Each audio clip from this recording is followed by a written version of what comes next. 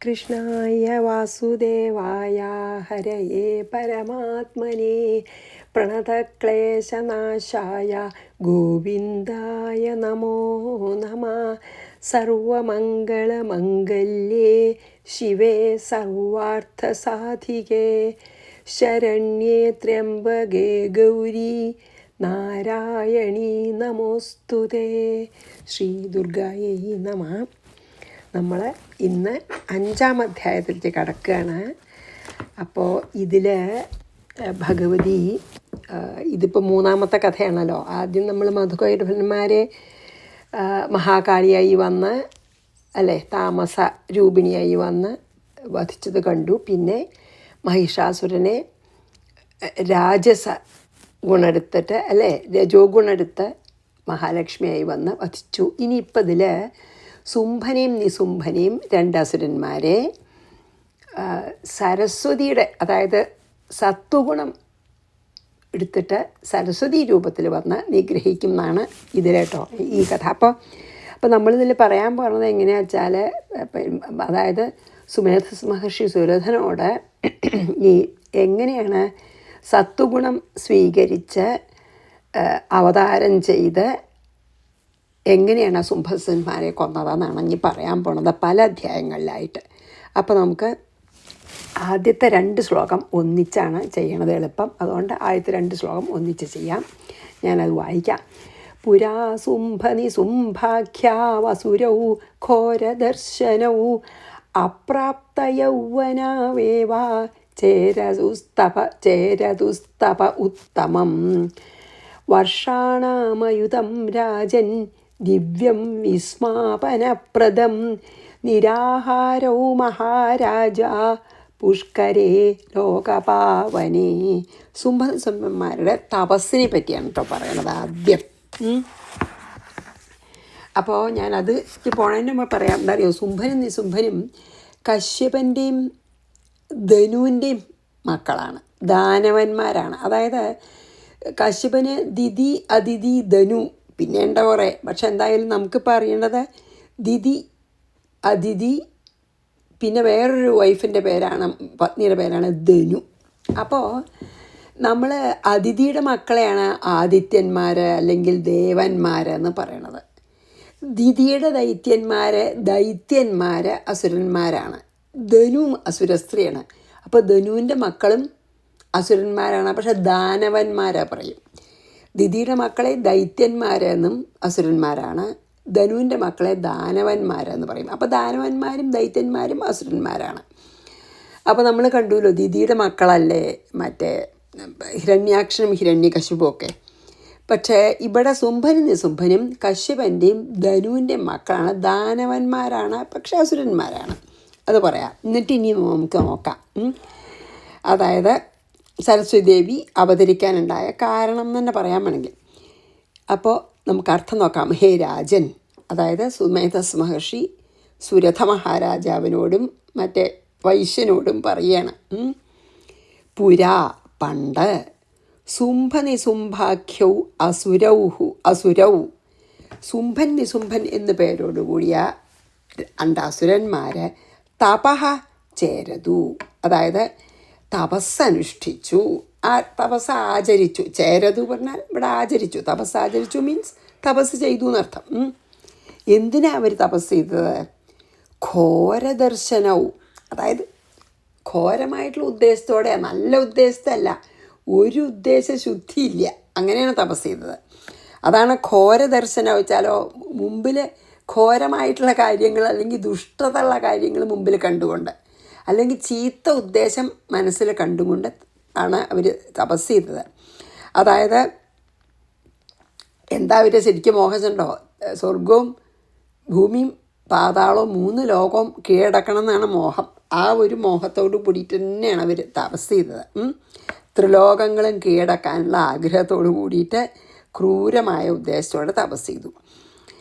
പിന്നെയോ എങ്ങനെയുള്ളവരായിരുന്നു അവർ വെച്ചാൽ, കുറേ വയസ്സായിട്ടാണോ തപസ് ചെയ്തത്? അല്ലല്ല, അപ്രാപ്ത യൗവനവും ഏവ തപഹ ചേരതു.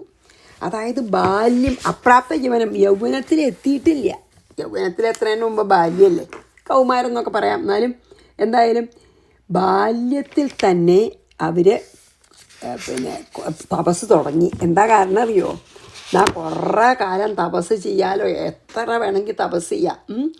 ബാല്യത്തിൽ തന്നെ ഞങ്ങൾക്ക് തപസ് തുടങ്ങിയിട്ട് അപ്പോൾ പിന്നെ കുറേ കാലം തപസ് ചെയ്യാൻ സമയമുണ്ടല്ലോ, അവനവനെ ആഗ്രഹിച്ചത് കിട്ടണ വരെ തപസ് ചെയ്യാൻ വെച്ചിട്ട് നല്ല പിന്നെ എന്താണ്, അതായത് നല്ലോണം ലക്ഷ്യബോധം ഉണ്ട് അവർക്ക്. എന്തായാലും കുറേ കാലം തപസ് ചെയ്യാൻ സമയമുണ്ടല്ലോ എന്ന് വിചാരിച്ചിട്ടായിരിക്കണം ബാല്യത്തിൽ അപ്രാപ്ത യൗവന എന്ന് പറഞ്ഞു. അതായത് യൗവനം എത്തുന്നതിൻ്റെ മുമ്പേ തപസ് തുടങ്ങി ഇവർ. എത്ര കാലം തപസ് ചെയ്ത് എന്നാണെങ്കിൽ കുറച്ച് കാലമൊന്നുമല്ല, വർഷാണം ദിവ്യം അയുധം, 10,000 ദിവ്യ സംവത്സരങ്ങൾ അവർ തപസ് ചെയ്തു. കുറച്ച് കാലമൊന്നുമല്ല കേട്ടോ. അതുകൊണ്ട് എന്താ ഉത്തമം, അതായത് ഉത്തമം ചെന്താ വളരെ വേണ്ട പോലെ ഉത്കൃഷ്ടമായിട്ട് ഉള്ള തപസ് അതുമാത്രമല്ല കേട്ടോ, ഉത്കൃഷ്ടമാണ്, വേണ്ട പോലെ ചെയ്തുമല്ല എന്ന് വെച്ചാൽ അവർക്ക് ആ ഫലം കിട്ടാൻ അത്ര മോഹണ്ടേ. അപ്പം മാത്രമല്ല നിരാഹാരവും ആഹാരം തൊടാതുള്ള തപസ്. അതിനാൽ അത് കണ്ടപ്പോൾ എന്താ വിസ്മാപനപ്രദം, എല്ലാവർക്കും അത്ഭുതമുണ്ടാക്കി അവരുടെ തപസ് കണ്ടിട്ട്. 10,000 ദിവ്യ സംവത്സരം നിരാഹാരം, ആഹാരം കഴിക്കാതെ എല്ലാം വേണ്ട പോലെ ഉത്തമമായ തപസ് അവർ ആചരിച്ചു. അത് അതാ പറഞ്ഞത്, അത് കണ്ടപ്പോൾ എല്ലാവർക്കും വിസ്മാപനപ്രദം, എല്ലാവരിലും വിസ്മയം ഉണ്ടാക്കിയ തപസ്സായിരുന്നു. എല്ലാവർക്കും അത്ഭുതം ഉളവാക്കുന്ന അത്ര തപസ് ചെയ്തു അവർ. എവിടെയാണ് തപസ് ചെയ്തതെന്നും കൂടിയും പറയണമല്ലോ. പുഷ്കരത്തിൽ. എന്താ പുഷ്കരത്തിൻ്റെ, എന്തുകൊണ്ടാണ് പുഷ്കരം തപസ്സിനെ തിരഞ്ഞെടുത്തത് വെച്ചാൽ വേറെ ഒന്നുമല്ല, ലോകത്തിനെ മുഴുവൻ പരിശുദ്ധമാക്കുന്ന ഒരു തീർത്ഥ സ്ഥലമാണ് ഏത്? പുഷ്കരം. അതുകൊണ്ടാണ് അവിടെ തപസ് ചെയ്തത്. എല്ലാം വേണ്ട പോലെ അവർ ചെയ്യണത്. തപസ് ചെയ്ത സ്ഥലം പുഷ്കരം, വളരെ അതിപാവനായിട്ടുള്ളത്. പിന്നെ തപസ്സാണെങ്കിൽ ഉത്തമമായിട്ടുള്ള തപസ്സാണ്, നിരാഹാരം അനുഷ്ഠിച്ചു കൊണ്ടുള്ള തപസ്സാണ്. എത്ര കൊല്ലം? 10,000 ദിവ്യ സംവത്സരം. മാത്രമല്ല അത് ബാല്യത്തിൽ തന്നെ തുടങ്ങുകയും ചെയ്തു. ഒന്ന് മാത്രമേ ഉള്ളൂ, ഉദ്ദേശശുദ്ധി ഇല്ല അല്ലേ? അങ്ങനെ അതായത് നമുക്കറിയാലോ, ഏത് കാര്യം സാധിക്കണം വെച്ചാലും തീവ്രയത്നം വേണം അല്ലേ? നമുക്കും അറിയാം. അത് അവർക്ക് നല്ല ബോധ്യം ഉണ്ടായിരുന്നു. എന്ത് കാര്യവും സാധിക്കണമെങ്കിൽ തീവ്രയത്നം പോരാത്തതിന് അവർക്ക് നല്ല ലക്ഷ്യബോധമുണ്ട്. അതുകൊണ്ടാണ് അങ്ങനെ ചെയ്യാൻ പറ്റിയതേ. അപ്പോൾ ആ ഡിസിപ്ലിൻ ഉണ്ടാവുമല്ലോ, ലക്ഷ്യബോധം. അതിലെത്തണം, എനിക്ക് 3 ലോകവും കീഴടക്കണം, ചീത്ത ലക്ഷ്യം വെച്ചാലും.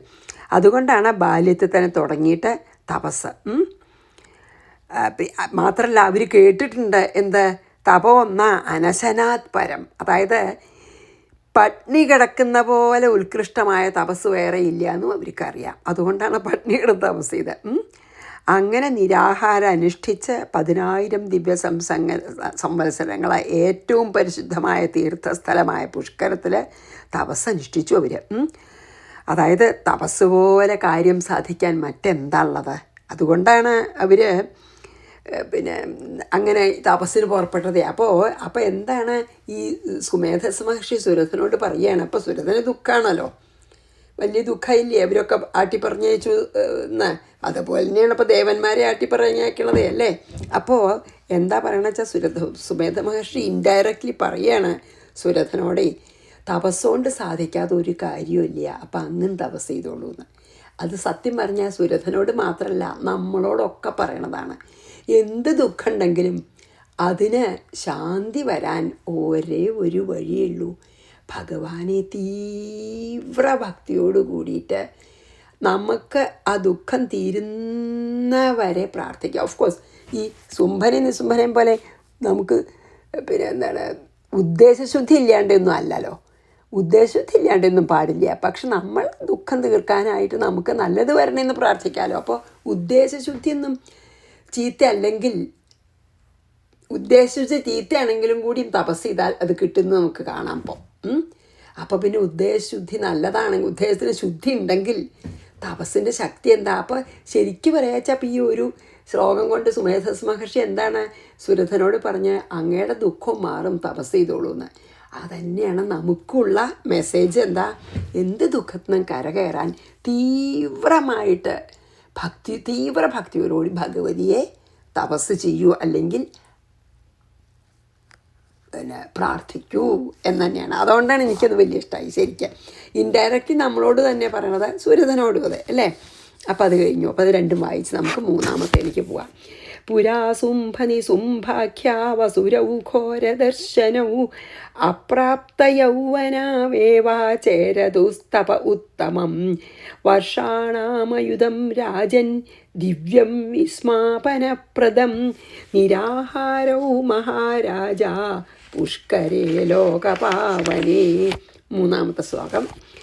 തതഃ പ്രസന്നോ ഭഗവാൻ ബ്രഹ്മാലോകപിതാമഹ മനോഭിലഷിതാൻ പ്രാദാദ് തയോ കാമാനനുത്തമാൻ. തതഃ ഭഗവാൻ ബ്രഹ്മ പ്രസന്നഃ തപസ്സുകൊണ്ട് ബ്രഹ്മാവ് പ്രീതനും പ്രസന്നനുമായി, സന്തോഷമായി, സന്തുഷ്ടനായി. തയോഹോ മനോഭിലഷിതാൻ കാമാൻ പ്രാദാത്, എന്നിട്ടോ അവരുടെ അഭീഷ്ടമനുസരിച്ചിട്ടുള്ള വരങ്ങളൊക്കെ നൽകി. അവരെന്താണ് ആഗ്രഹിച്ചത് അത് നൽകുക, അതാണല്ലോ. പക്ഷേ അവരുടെ ആഗ്രഹങ്ങൾ എങ്ങനെയുള്ളവയായിരുന്നു ചോദിച്ചാൽ അനുത്തമാൻ, അതായത് ഉത്തമത്തിലുത്തമായുള്ള കാമങ്ങൾ, അതായത് അതിലും ഉത്തമമായിട്ട് ഒരു കാമം ഇല്ല. കാമം വെച്ചാൽ ഡിസയറബിളെ. എന്താ അവരുടെ ആഗ്രഹം എന്താ അറിയോ? 3 ലോകം കീഴടക്കണം എന്നാണ്. ഉത്തമത്തിലുത്തമായിട്ടുള്ള ആഗ്രഹമാണ്. മീൻസ് എന്താ, ഇതിലും ഉത്തമം എന്ന് പറഞ്ഞാൽ ഇതിലും വലിയൊരു ആഗ്രഹം ഇനി വേറെ ഇല്ല. അത്ര അനുത്തമമായിട്ടുള്ള ഒരു ഉത്തമത്തിലുത്തമായിട്ടുള്ളൊരു മീൻസ് ഇതിലും മീതെ, ഇതിലും വലിയൊരു ആഗ്രഹം വേറെ ഇല്ല. അങ്ങനെ ഒരു ആഗ്രഹമാണ് അവർക്കുണ്ടായിരുന്നത്. അത് നൽകി. എങ്ങനെയുള്ള ബ്രഹ്മാവാണ് ഈ വരം നൽകിയതെന്ന് ചോദിച്ചാൽ നമുക്ക് അത്ഭുതം. എന്താ അറിയോ, അതേ ബ്രഹ്മാവിൻ്റെ കുറ്റല്ല. എന്താ അറിയോ, ലോക പിതാമഹനാണ്. ഈ ലോകത്തിൻ്റെ മുഴുവൻ മുത്തശ്ശനാണ്. നോക്കൂ, പ്രജാപതികളുടെ ഒക്കെ അച്ഛനല്ലേ. ഈ പ്രജാപതികളൊക്കെ കശ്യപ പ്രജാപതി അടക്കം ഈ ശുംഭൻ്റെയും നിശുംഭൻ്റെയും അച്ഛനായിട്ടുള്ള കശ്യപ പ്രജാപതി അടക്കം എല്ലാ പ്രജാപതികളിൽ നിന്നാണല്ലോ പിന്നെ മനുഷ്യവംശമൊക്കെ ഉണ്ടായത് തന്നെ. അപ്പോൾ എല്ലാ പ്രജാപതികളും ആരാണ്? എല്ലാവരും ബ്രഹ്മാവിൻ്റെ മാനസപുത്രന്മാരാണ്. ദക്ഷൻ, നമ്മൾ കുറേ പ്രജാപതികളുണ്ട്, 10 പ്രജാതികളാണ്. അവരൊക്കെ സൃഷ്ടിച്ചത് മാനസപുത്രന്മാരെ, ബ്രഹ്മാവിൻ്റെ സ്വന്തം പുത്രന്മാരാണ്. മനസ്സുകൊണ്ട് സൃഷ്ടിച്ചതാണ്, ഫിസിക്കലി അല്ല. അത് കഴിഞ്ഞിട്ട് സൃഷ്ടി വർദ്ധിക്കാതിരുന്നപ്പോഴാണ്, ഇത്ര വർദ്ധിച്ചാൽ പോരാന്ന് വിചാരിച്ചിട്ടാണ് സ്വന്തം ദേഹം പകുത്തിട്ട് സ്വയംഭൂമനും അങ്ങനെ ഒരു സ്ത്രീയും പുരുഷനുമായിട്ട് സ്വന്തം ദേഹം പകുത്തിട്ട് പിന്നെയാണല്ലോ പിന്നെ എന്താണ് ബ്രഹ്മാവ് നേരിട്ട് അല്ലാതെ ആയത്. അതുവരെ ബ്രഹ്മാവിൻ്റെ നേരിട്ടാണ്. അപ്പോൾ കശ്യപ പ്രജാപതിയൊക്കെ ഈ ശുംഭൻ്റെയും നിശുംഭൻ്റെയും അച്ഛനൊക്കെ ബ്രഹ്മാവിൻ്റെ മാനസപുത്രനാണ്. അപ്പോൾ ശുംഭനും നിശുംഭനും ഒക്കെ ശരിക്കും പൗത്രന്മാരാണ്, പേരക്കുട്ടികളാണ്. അതുകൊണ്ടാണ് ലോക പിതാമഹ, ലോകത്തിൻ്റെ മുഴുവൻ പിതാമഹനാണ്, നമ്മുടെ എല്ലാവരുടെയും പിതാമഹനാണ്. ഈ പ്രജാപതികളുടെയും പിതാവല്ലേ. അപ്പം ലോകത്തിലെ എല്ലാവരുടെയും കാരണവരാണ്. അപ്പം എന്താ വെച്ചിട്ടുണ്ടോ, ഈ കശ്യപ പ്രജാപതിയുടെ മക്കളാണല്ലോ ഈ കശ്യപ പ്രജാപതിയുടെയും ധനുവിൻ്റെയും മക്കളല്ലേ ശുംഭനും നിശുംഭനും. അപ്പോൾ ആ പേരക്കുട്ടികളോട് ബ്രഹ്മാവിന് വാത്സല്യം തോന്നാണ്ട് വയ്ക്കുമോ? എല്ലാ പേരക്കുട്ടികളോടും വാത്സല്യമാണ്. ദുഷ്ടന്മാരായാലും ഒരു വാത്സല്യം ഉണ്ടാവുമല്ലോ പേരക്കുട്ടികളാണെങ്കിൽ. അതുകൊണ്ടാണ് ബ്രഹ്മാവ് കൊടുത്തതെന്ന് നമുക്ക് പറയാം. അല്ലെങ്കിൽ ബ്രഹ്മാവ് കൊടുക്കും, ഇങ്ങനെ വീണ്ടും വിചാരമില്ലാണ്ട് കൊടുക്കുന്നുണ്ട് എപ്പോഴും അല്ലേ, നമ്മൾ കണ്ടിട്ടുണ്ട് പല കഥയിലും. പക്ഷേ ഈ അങ്ങനെ കൊടുക്കാൻ കാരണം ഇപ്പോൾ എന്താണ്, എല്ലാവരും പേരക്കുട്ടികളാണ്. അപ്പോൾ വാത്സല്യം ഉണ്ടാവില്ല. അപ്പോൾ അവരിത്ര കഷ്ടപ്പെട്ട് തപസ്സിലാ കൊടുക്കാതിരിക്കാൻ ബ്രഹ്മാവിന് മനസ്സില്ല. അതാ. അപ്പോൾ എന്തായാലും അതാണ് പറഞ്ഞത്, ലോകത്തിന് മുഴുവൻ പിതാമഹനായിട്ടുള്ള ബ്രഹ്മാവ് തൻ്റെ ഈ പേരക്കുട്ടികളൊക്കെ അവരുടെ ആഗ്രഹം അനുസരിച്ചുള്ള അഭീഷ്ടം അനുസരിച്ചുള്ള വരങ്ങളൊക്കെ ഇങ്ങോട്ട് നൽകി. പക്ഷേ നല്ല ഇവരുടെ ഉദ്ദേശം ചീത്തയാണേ. പക്ഷെ അതൊന്നും നോക്കാതെ എന്തായാലും നൽകി. അതാണ് തഥ പ്രസന്നോ ഭഗവാൻ ബ്രഹ്മാലോക പിതാമഹ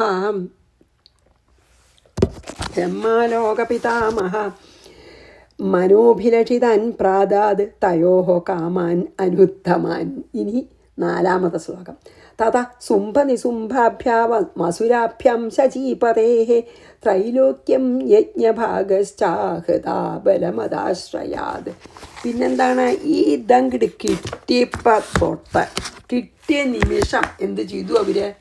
തഥ സുംഭനിസുംഭാഭ്യാം അസുരാഭ്യാം. അതിനുശേഷം, അതായത് ഈ വരം ലഭിച്ചതിന് ശേഷം സുംഭനിസുംഭന്മാരെന്ന ആ അസുരന്മാർ ശചീപതേഹേ, ശചി ദേവി ഇന്ദ്രൻ്റെ ഭാര്യയല്ലേ, അപ്പം ശചിയുടെ ഭർത്താവായിട്ട് ഇന്ദ്രൻ്റെ, ശചിയുടെ പതിയായ ഇന്ദ്രൻ്റെ ത്രൈലോക്യം യജ്ഞഭാഗാഹ ചാഹൃത, ഈ 3 ലോകത്തിലെയും യജ്ഞഭാഗങ്ങൾ മുഴുവൻ അപഹരിച്ചു.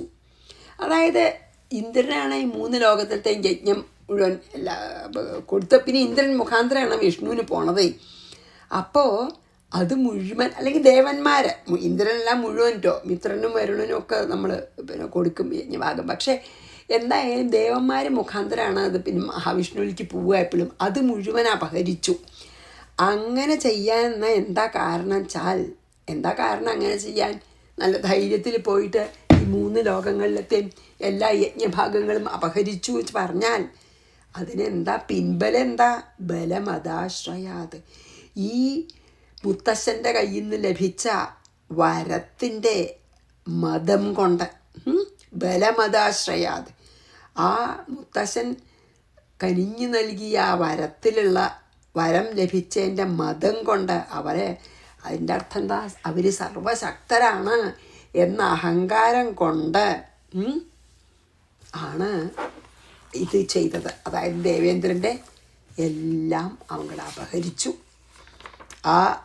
അതായത് ഇന്ദ്രനെ, അതായത് പിന്നെ നല്ല ധൈര്യമായി ഇപ്പോഴേ ആഗ്രഹിച്ച വരം മുഴുവൻ കൊടുത്തു. അപ്പോൾ എന്താ ഒരു ആഗ്രഹം?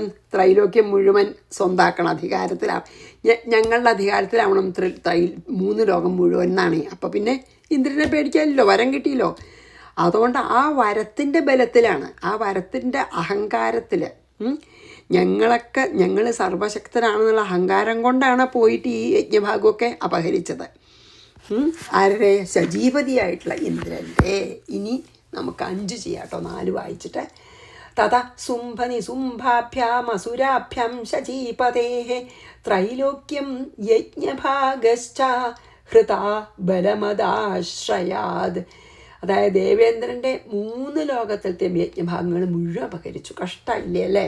പിന്നെയോ 5 താവേവ സൂര്യതാം തദ്വദധികാരം തഥൈന്ദവം കൗബേരമഥയാമ്യം ചക്രാതേ വരുണസ്യ ച. ഈ ഓരോ ദേവന്മാരുടെയും അധികാരം, അവരുടെ പണിയൊക്കെ ഇവരങ്ങൾ ഏറ്റെടുത്തു. മീൻസ് എന്താ? അവരെ നിഷ്കാസനം ചെയ്യാൻ തന്നെ അർത്ഥം. അവരെ ശരിക്കും പിന്നെ നമ്മൾ എന്താ പറയുക, പുകച്ച് പുറത്തേക്കാക്കുക എന്നൊക്കെ പറയുമല്ലോ, ശരിക്ക് അതാണ് ചെയ്തത്. അപ്പം സുംഭരും ദേവന്മാരെ അധികാരം കിട്ടിക്കഴിഞ്ഞാൽ അവരെ പുകച്ച് പുറത്താക്കി.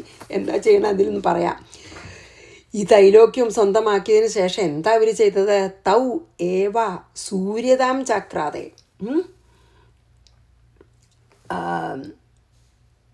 അല്ലേ? തൗ ഏവ സൂര്യതാം ചക്രാതെ വെച്ചാൽ എന്താ? അവർ തന്നെ സൂര്യൻ്റെ ഉത്തരവാദിത്തങ്ങൾ മുഴുവൻ ഏറ്റെടുത്തു. അതായത് ഉദിക്കുക, അസ്തമിക്കുക, സകല കാര്യവും അവർ നടത്തി. പിന്നെയോ തഥ ഐന്ദവം അധികാരം അതേപോലെ ചന്ദ്രൻ്റെ അധികാരവും കൈക്കലാക്കി. പിന്നെയോ അഥ കൗബേരം കുബേരൻ്റെയും യാമ്യം യമൻ്റെയും അധികാരങ്ങളൊക്കെ ഇവരെടുത്തു. തദ്വത് വരുണസ്യ അധികാരം തൗ ഏവ ചക്രാന്തേ, വരുണൻ്റെ അധികാരവും പ്രവൃത്തികളും ഒക്കെ അവർ ഏറ്റെടുത്തു. അതായത് അവരെ ഒന്നും ചെയ്യാൻ സമ്മതിക്കില്ല. അതാണല്ലോ പുകച്ച് പുറത്ത് ചാടിക്കുക എന്ന് പറയുന്നത്. സൂര്യൻ്റെ പ്രവൃത്തിയായിട്ടുള്ള എന്താ? ഉദയാസ്തമനങ്ങൾ, ചന്ദ്രൻ്റെ ഉത്തരവാദിത്വമായിട്ടുള്ള ഔഷധി പോഷണമാണെന്ന് പറയൂലോ ചന്ദ്രൻ്റെ. പിന്നെയോ കുബേരൻ്റെയോ ദാനം കൊടുക്കൽ, അതൊക്കെ. പിന്നെ യമരാജൻ്റെ ശിക്ഷ നിശ്ചയിക്കലും ദണ്ഡനം നടത്തലും, എന്താ ദണ്ഡനാദികൾ, അതായത് എന്ത് ശിക്ഷ കൊടുക്കേണ്ടത് തീർച്ചയാക്കണതും ശിക്ഷ കൊടുക്കേണ്ടതും ഒക്കെ യമൻ്റെയാണ്. അതൊക്കെ ഇവർ ഏറ്റെടുത്തു. പിന്നെ വരുണനെ പാശം, ആരെയാണ് വരുണപാശം കൊണ്ട് ബന്ധിക്കേണ്ടത്, ആരെയാണ് വരുണപാശം കൊണ്ട് ബന്ധിച്ച് എപ്പോഴാണ് വിടേണ്ടത്, അങ്ങനെ വരുണൻ്റെയും പാശ ബന്ധനത്തിനെ പറ്റിയിട്ടുള്ള അധികാരവും വരുണന് പാശബന്ധനമൊന്നും ചെയ്യാൻ പറ്റാണ്ട് എല്ലാം ഇവരെ ഏറ്റെടുത്തു. അതായത് ശരിക്കും തന്നെ പുകച്ച് പുറത്ത് ചാടിച്ചു എല്ലാവരെയും. അതാണ് 5-ൽ പറഞ്ഞത്. ഇനി ഓരോ ദേവന്മാരെയും ഇനിയും പറയേണ്ട ദേവന്മാരെട്ടോ. താവേവ സൂര്യതം തദ്വദധികാരം തഥൈന്ദവം കൗബേരമഥയാമ്യം ചക്രാദേ വരുണസ്യ വരുണൻ. ഇപ്പോൾ ഇതിൽ 4 പറഞ്ഞുല്ലോ. സൂര്യൻ, ചന്ദ്രൻ, കുബേരൻ, വരുണൻ. അവരുടെയൊക്കെ അധികാരം എല്ലാ ഡ്യൂട്ടിയും ഇവരും കൂടെ ഏറ്റെടുത്തു. പിന്നെ താവേവ പവനത്വം ചക്രതുർവന്നി കർമ്മ തതോ ദേവാ വിനിർധൂതാ വിനായുദ്ധേന ഭൂപതേ. അത് കഴിഞ്ഞിട്ട് എന്താ പിന്നെ 6-ാമത്തെ ശ്ലോകത്തിൽ എന്താ പറയണ? തൗ ഏവ പവനത്വം ചക്രതു. കാറ്റിൻ്റെ എല്ലാ കർമ്മങ്ങളും വായുവിൻ്റെ കർമ്മങ്ങളൊക്കെ ഇവർ ഏറ്റെടുത്തു. വന്യകർമാച്ച അഗ്നിദേവൻ്റെ എല്ലാ കർമ്മങ്ങളും, അതായത് അഗ്നിദേവനെ ഞാൻ ദഹിപ്പിക്കുക, പിന്നെന്താ കുക്ക് ചെയ്യുക, അതൊക്കെ പചനം ദഹനം എല്ലാം ഏറ്റെടുത്തു. ഇങ്ങനെ ഒരു സ്ഥിതി ആയപ്പോൾ തതഃ ദേവാഹ വിനിർധൂതാഹ. അപ്പോഴോ ഇങ്ങനൊരു സ്ഥിതി ആയപ്പോൾ ഇങ്ങനെ ഈ അധികാരങ്ങളൊക്കെ ഇവർ ഏറ്റെടുത്തപ്പോൾ ദേവന്മാർ ശരിക്കും പറയാച്ചാൽ സ്വർഗത്തിൽ നിന്നും നമ്മൾ പറയാം പുറന്തള്ളപ്പെട്ടവരായി, അല്ലെങ്കിൽ നിഷ്കാസിതരായവർ ഓടി ഒളിച്ചു. അവരുടെ എല്ലാ അധികാരവും പിടിച്ചെടുത്തു. എന്നാൽ ഇങ്ങനെയൊക്കെ ചെയ്തപ്പോൾ എന്നാൽ എന്തേ അവർ എതിർക്കാതിരുന്നതെന്നാണ് ചോദിക്കുക, അല്ലേ നമ്മളെ? എന്നാൽ എന്തിനെ സമ്മതിച്ച് ഒന്ന് യുദ്ധം ചെയ്ത് നോക്കണ്ടേ? എന്നാൽ അവരെന്താ എതിർക്കാണ്ട് തോൽവി സമ്മതിച്ചതാണോ? തോൽവി സമ്മതിച്ചിട്ട് ഒന്നും എതിർക്കാൻ നോക്കാതെ ഓടിയതാണോ ചോദിച്ചാൽ അതെ. എന്താ കാരണം വെച്ചാൽ ശരിക്കും വിനായുദ്ധേന തന്നെയാണ് പോയത്. അവർ യുദ്ധത്തിനൊന്നും നിൽക്കാതെ ഓടി ഒളിച്ചു. എന്നാൽ ഇത്ര ഭീരുക്കളാണോ ദേവന്മാരെന്ന് നമുക്കൊരു ചോദ്യം വരുമല്ലോ. അതല്ല, അവർക്കറിയാം എന്ത് ഉദ്യന്തം രിപുന്ന ഉപേയെന്ന്. അതായത് വളരെ ശക്തിയുള്ള ശത്രുക്കളോട് എതിർത്ത് നിൽക്കാൻ പാടില്ല എന്നുള്ളത് അറിയാതെ അത്ര ശക്തിമാന്മാരായിരുന്നു ഇവർ. തപശക്തി കൊണ്ട് ഈ ബ്രഹ്മാവിൻ്റെ വരം കിട്ടിയിട്ട് ഇവരോട് ഇനിയിപ്പോൾ എതിർക്കുള്ളത് ബുദ്ധിയല്ല എന്ന് മനസ്സിലായിട്ടാണ്, അല്ലാണ്ട് ഭീരുക്കളായിട്ടല്ല. ഇവരോട് എതിർത്താൽ ഇപ്പോൾ പൂർണ്ണമായിട്ടും തോൽക്കും, ജീവൻ തന്നെ നഷ്ടപ്പെടുന്നുള്ളത് അറിഞ്ഞുകൊണ്ട് തൽക്കാലം ഓടി പിന്നെ അതിനൊരു വഴി ഉണ്ടാക്കാം എന്ന് വിചാരിച്ചിട്ട് ഓടിയതാണ് കേട്ടോ. ഇവിടെ ഇപ്പം പറയാതിരുന്നത് പിതൃക്കളുടെ ദേവന്മാരെ പിതൃക്കളുടെ അധിപനായിട്ടുള്ള നിരുതിയും ഈശനെയാണ്. ബാക്കി 6 ആളെയും ഇപ്പോൾ എല്ലാ അധികാരങ്ങളും എടുത്തു.